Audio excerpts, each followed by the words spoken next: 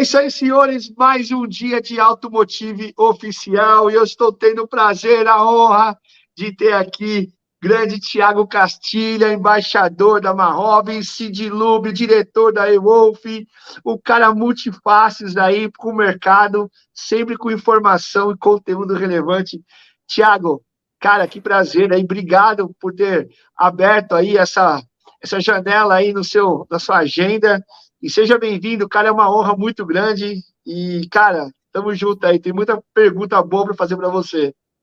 Geizão, são seus olhos, tá? Aqui é apenas um rapaz latino-americano que tem um monte de conta para pagar e um monte de emprego. E a gente tenta, de alguma forma, aí sempre trazer um conteúdo, não de quem está preocupado em vender palestra, mas sim quem está vivendo o mercado na essência, né? Então, a gente está junto do reparador, a gente entende a demanda do consumidor e mercado, né? Que é o principal. Então, é um pouquinho do nosso trabalho aí com a Marrove, com a eWolf, no Sindilube, é uma pauta mais institucional. Eu acho que a gente faz mais uma aí quando tiver um próximo convite. Ó, já estou me convidando, né? Mas a gente tem um tema lá que é muito importante, tem que ser tratado, que é a qualidade dos lubrificantes. A qualidade anda mal, entendeu? Hoje o papo é mais eletromobilidade, mas esse Minuto Sindilube é uma coisa que a gente tem trabalhado muito.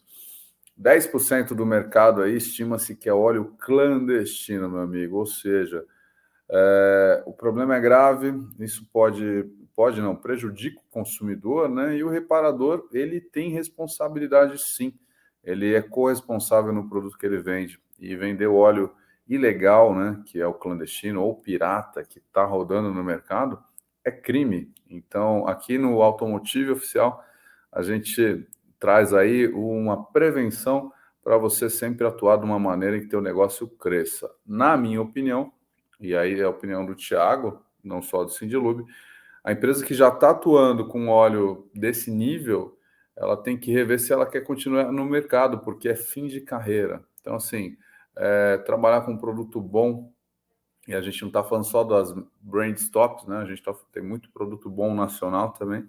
É um princípio básico aí do bom reparador, né? Mas, enfim, o papo é eletromobilidade. Eu ainda sou um fumante vegano, tá, Jason? É uma expressão que me colocaram, né? Porque eu venho do mercado do petróleo. Então, atuei boa parte da minha vida aí no Sindilube, que é uma entidade que defende aí os interesses do setor, né, de distribuição de óleo no país, né? E a gente tem muito proximidade com os produtores, com os aplicadores de óleo. E há uns 4 anos eu ingressei na eWolf aí para acelerar e fazer negócios no mundo da eletromobilidade. Hoje somos aí parceiros oficiais da BYD no Brasil, que é a líder mundial do negócio, e estamos atuando aí todo dia sempre para melhorar nossa oferta, entender as demandas desse mercado novo que está acelerando em ritmo frenético. É nessa linha que eu quero trabalhar com você. Eu acho que a introdução aí com relação aos lubrificantes é muito importante. Estive conversando com Alcides Marcondes, acho que é um brother seu aí, né? E hoje ele está na FEB, é um cara que trabalha também, é muito forte, falou muito bem. Conversei com ele ontem, te mandou um abraço aí, e eu quero Que legal, um fazer abraço, esse Alcides. bate-papo aí, eu, você e ele aí, para poder é, o lubrificante ele virou o protagonista de um monte de coisa e o culpado de um monte de coisa, né? O pessoal coloca muita coisa na conta do lubrificante, coisa que não era para estar na conta dele, né? E aí é isso que eu queria bater um papo com vocês também. Já fica aí então o spoiler para o próximo Fica o bate-papo. convite. Na verdade, o consumidor, tá? Para a gente fechar esse tópico e você ter um bom recorte aí, ele só vai perceber, de repente, vai ser o segundo dono do carro, porque o óleo, diferente do combustível, não é imediato, né? Então, quando o motor dá pau, enfim, dá qualquer situação aí decorrente de um óleo sem aditivo ou um óleo com uma base ruim, não é na hora, né? O combustível bateu ali, dá problema, né, Jason? Mas o lubrificante ele é depois, né? E assim, de novo, a gente não pode fomentar uma indústria criminosa. Então, não é só o cara que está fazendo óleo, tem o cara da embalagem, o cara da tampa, o cara da caixa. é todo um time aí para promover essa prática aí que é corrosiva para o mercado, né? Você imagina um mercado aí de 1,5 bilhão de litros, você ter 10%, que a gente acredita que seja muito mais, tá? Que isso, 10% desse mercado é óleo clandestino, é óleo adulterado, óleo sem qualidade. Então, é um problema grave e todo mundo aí tem responsabilidade nisso. Não é só o cara que é o bandido aí que está fabricando, mas também o cara que está revendendo, o cara que está aplicando ali no varejo, entendeu? E eu acho que isso daí dá pauta para Não, umas 5 lives. é isso aí, boa. Mas vamos lá, eletromobilidade na veia. Cara, nós fizemos um evento lá no IBIS, na semana da Automec, numa quinta-feira, e eu lembro que Eu fui você. atacado por uma pessoa que não quer abraçar a inovação, né? Eu costumo dizer, Jason, e assim, eu estava junto com meu amigo César, né? O César tem o ponto dele lá que eu respeito e ele tem razão, né? Não é simples, mas ele entende que a inovação está vindo, né? O César foi uma das pessoas ali que falou, pô, gente, vamos ouvir, né? E aquele senhor lá, eu acho que o medo, né? O desconhecimento causa medo. Ele estava meio nervoso no dia lá e a gente deu voz para ele e entendeu que é mais um tiozão do WhatsApp que fica ali consumindo notícias. É isso aí. Infelizmente, isso daí é E uma fica pandemia replicando. também, né? As fake news, né? E faz parte do jogo. Foi bem divertido. Não, foi top. E aí, assim, você tinha acabado, fazia 1 ou 2 dias que você tinha chegado da China, né?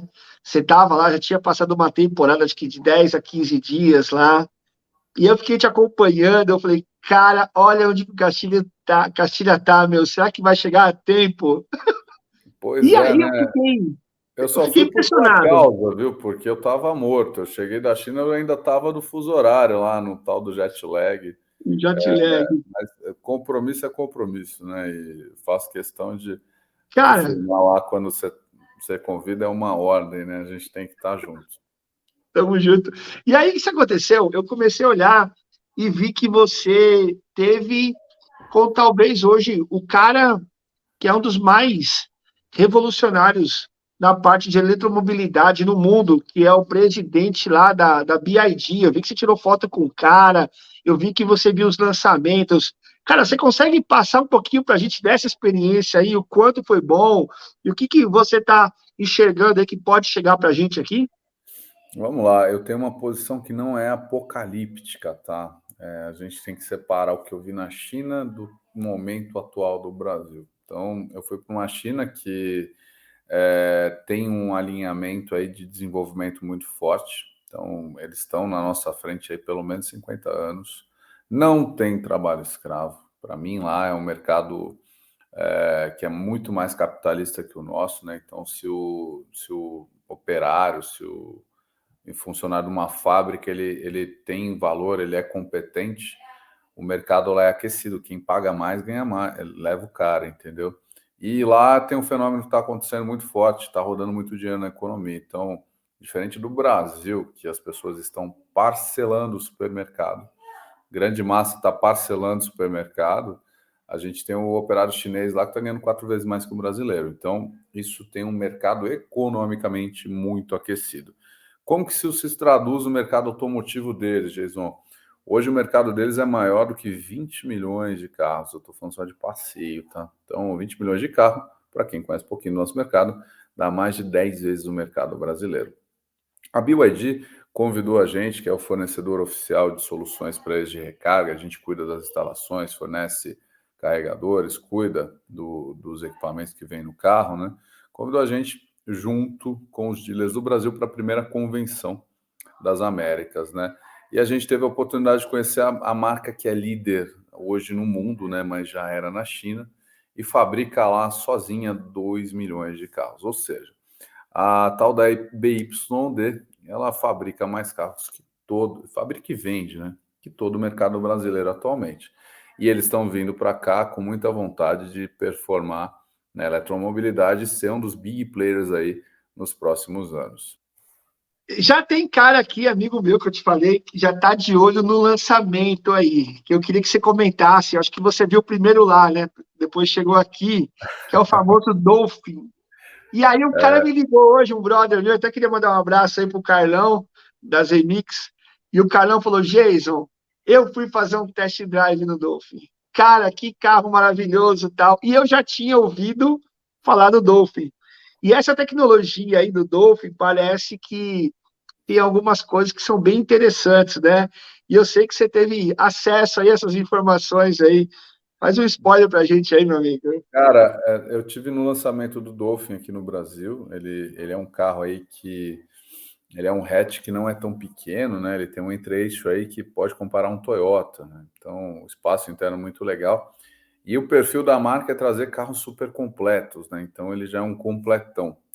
Em resumo, no valor que eles chegaram aqui, que é 149.800, eles quebraram a banca, porque não é um carro para competir com os elétricos no mesmo valor.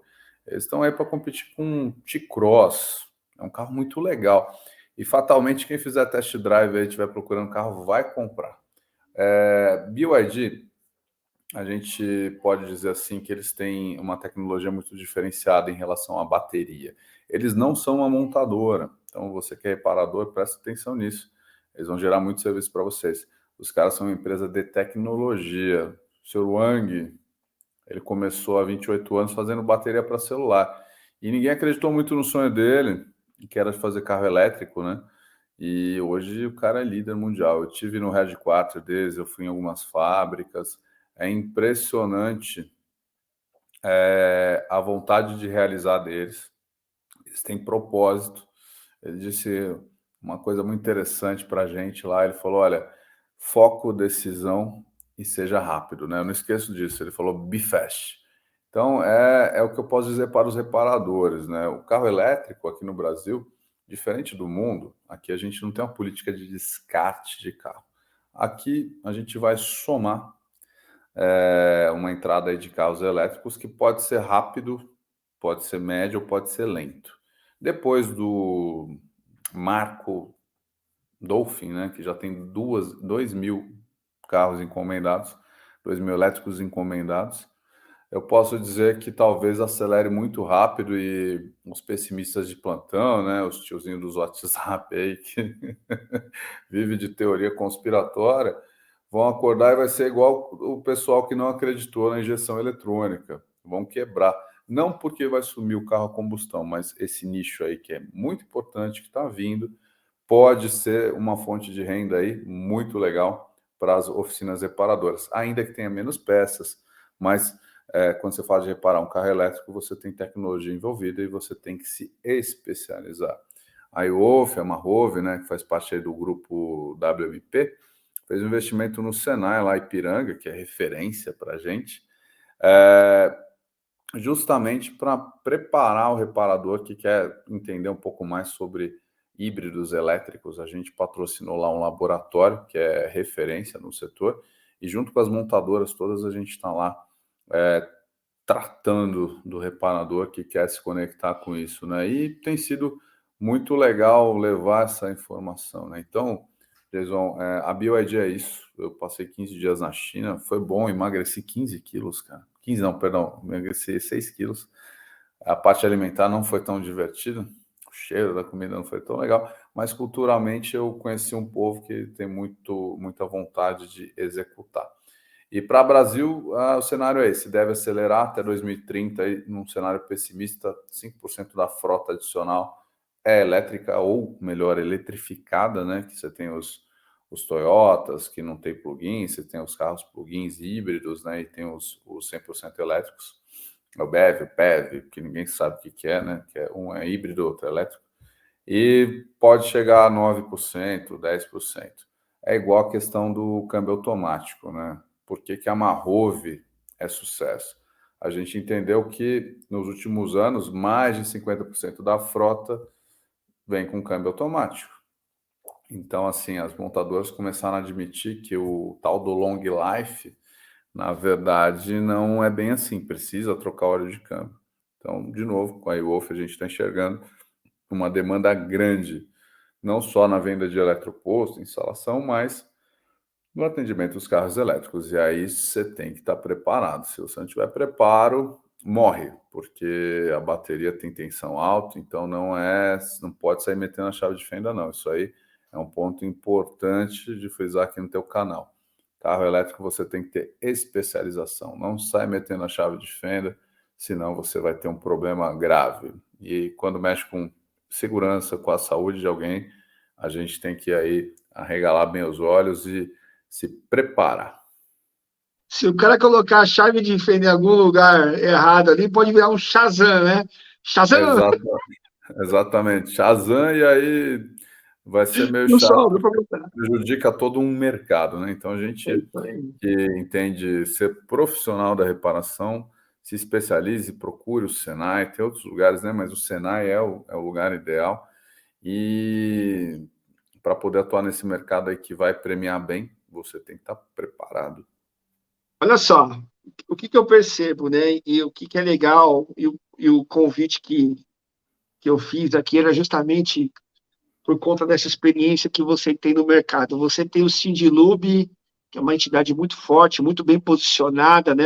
Procurando sempre estar falando de coisas que são concretas, exatas e que tragam relevância para o mercado, mas são distribuidores lá que ainda que dependem, né, que tem relacionamento com aquilo que consome para o motor combustão, né? Ou seja, o Sim. óleo, uma série de coisas e tal.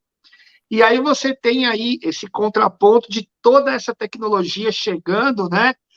E diante de todos esses cenários aí que você tem nos apresentado, eu queria saber o seguinte: como é que você vê o futuro aí dos combustíveis, né? Como é que você vê o futuro aí do mercado?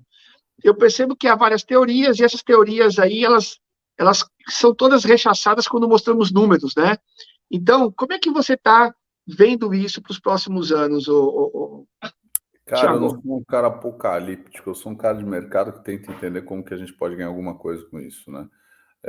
Quando começou o petróleo, né, a gasolina, etc., o diesel, o mercado do carvão falou, meu Deus, vou quebrar. Só que não aconteceu isso.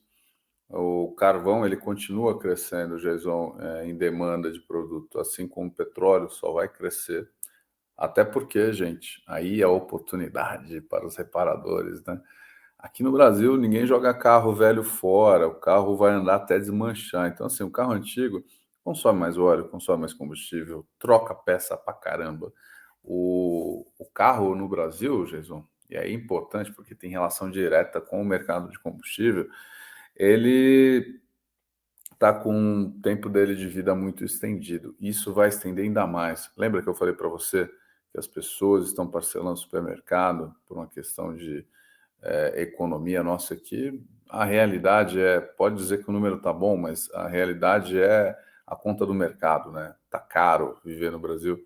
Então, assim, as pessoas estão esticando a vida útil do carro. Então, nesse cenário, não tem crescimento nem de mercado de elétrico nem combustível, quando a gente fala de grandes volumes, porque as pessoas não têm dinheiro para comprar carro.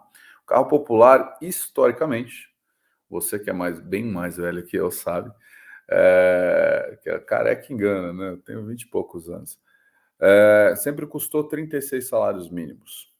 E aí as montadoras decidiram que não querem mais fazer esse tipo de carro. Hoje um carro de entrada aí está na faixa de 80, 90 salários mínimos. Isso dificulta a entrada de novos carros no mercado. O elétrico é um fenômeno e também tem algumas possibilidades, né? Porque se você tiver uma fotovoltaica ou conseguir abastecer na sua casa, você vai rodar bem, uma quilometragem até maior do que a combustão, pagando muito menos, 10% do valor do abastecimento, 20%, né? Então o fato é o seguinte: continua crescendo o mercado de lubrificantes, continua crescendo o mercado de combustíveis, e eu acho que demora um pouco aí para ter queda, porque principalmente na América Latina, né, a gente não tem essa política de jogar carro fora. E aí aumenta a demanda geral, né? E aqui no Brasil, particularmente, a gente tem essa situação, né? As montadoras tradicionais aí estão nesse jogo de greve, não sei o quê, sei lá, tem que parar. Eles não estão vendendo carro, porque o carro está caro, prefere deixar apodrecendo, não dão desconto. E a realidade é essa, entendeu? A gente tem aumento de consumo e a gente tem um carro hoje que é muito caro, então as entradas de carro vão demorar. E carro mais velho consome mais, frota está envelhecida, vai consumir mais, aí o reparador vai trocar óleo de câmbio, vai trocar óleo de motor, e vão vender gasolina, vão vender etanol e filtro, enfim. Tem um mercadão aí para crescer. A gente tem que ter claro isso, né? Obviamente, no cenário para 30 anos, se a eletromobilidade acelerar muito, aí a coisa muda de cenário, né? Ou tiver um advento, é igual celular, né? Que hoje a gente troca de celular quase todo ano, mesmo sendo caro, né? A gente troca para ficar com as novidades. Então, eu tava olhando aí esse cenário que você está falando e estava imaginando aqui, né? Nós estamos falando que de alguns anos para cá, é, caiu, caiu não, né? Desabou uma quantidade de tecnologia, uma quantidade de montadora, uma quantidade de informação num, numa velocidade e num tamanho muito grande, né? E para a gente, os finalmente aí, qual que é a tua visão especificamente para o dono da oficina, né? Então, quais seriam as etapas que você, na tua opinião, o cara deveria caminhar para estar cada dia mais atualizado, né? Então, se você desenhar aqui uma ordem cronológica aí, né? Eu queria que se você pudesse auxiliar quem está nos assistindo, porque o cara deve ser, bom, o Thiago falou um monte de coisa, despecou um monte de coisa aqui, e Tá agora? O que provocando. eu faço? Qual que é o caminho? Exato. O primeiro caminho é não saia fazendo nada sem planejamento, né? Eu não sou coach, nem tenho interesse de ser, tá, Jason? Mas se eu tivesse uma oficina mecânica hoje, eu pensaria em me profissionalizar. Então, o que é isso? Sem muito papinho, eu fiz uma troca de óleo fora de concessionária num carro que eu tenho aqui, que é mais velhinho e tal. Foi uma das melhores experiências que eu tive. O cara tinha um checklist de diversos itens. Ele apertou algumas partes do carro para não fazer barulho. Eu saí como se fosse com uma revisão. Então, assim, hoje, quem tem oficina mecânica, será que o cara só fica atendendo dor? Ou quando entra um carro, ele vê todo o potencial de serviço que ele pode vender e entrega valor para o dono do carro? Então, eu pensaria em atuar dessa forma e quando entrar um cliente, além de resolver o problema dele, realmente prestar um serviço aí que seja eficaz, né? Porque hoje em dia a gente sabe que o nosso bom serviço é o que traz mais serviço. Eu apaixonei, era uma troca no interior de Minas. O cara teve o cuidado de me mostrar como estava o pneu, pastilha. Ele nem fazia o serviço de freio total, né? Porque o carro está mais velhinho. E foi muito legal, tá? Essa experiência numa troca de óleo. Agora imagina se o reparador, quando entra um carro, ele de uma maneira inteligente souber aí atender global. Porque você tem uma demanda grande do cara quando sai da concessionária para o varejo. Então, cara, você pense aí em ter um desempenho de excelência como uma Toyota, como uma Honda e ser competitivo. Com certeza esse é um caminho legal. Na eletromobilidade, se especialize. Não é brincadeira mexer com energia, não dá para fazer assim, ó, para ver o óleo, entendeu? Tem no híbrido, né? Você tem que deseletrificar o carro. Procure especialistas, procure centros de referência, porque você é o que você tem de bagagem, né? Então, cara, o melhor lugar para você aprender isso é no Senai e em canais aí como o teu, que sempre traz notícia boa. Aqui a gente veio hoje só para trazer algumas atualizações, dá para falar a tarde inteira. Eu vi muita coisa legal na China, aconteceu muita coisa engraçada, né? E com certeza volta aqui, a gente pode fazer um automotive com chopp aí, junto um monte de louco, a gente ficar batendo papo. Mas no final é o seguinte, é tratar a oficina como um ambiente ali de seriedade, entendeu? E o principal, é uma brincadeira que eu sempre faço, né? Acho que todo reparador deveria fazer um juramento. Eu acho que vou fazer com você junto aqui, ó. Ô, Jason, vamos lá, repita comigo, só por hoje. Só por hoje, Eu eu não vou não vou resolver bucha. resolver bucha. Então, assim, a gente sabe que é a droga do mecânico. Essa porra da bucha, desculpa, Esse São Paulo. juramento, eu não sei se eu vou cumprir.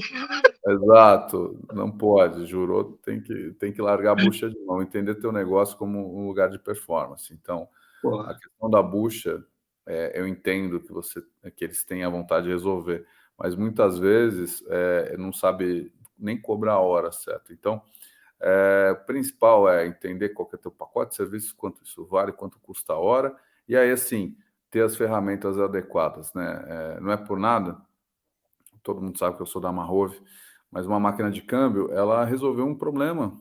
O mecânico sempre atuou no mercado de câmbio falando, não mexo no câmbio porque é bucha e tal.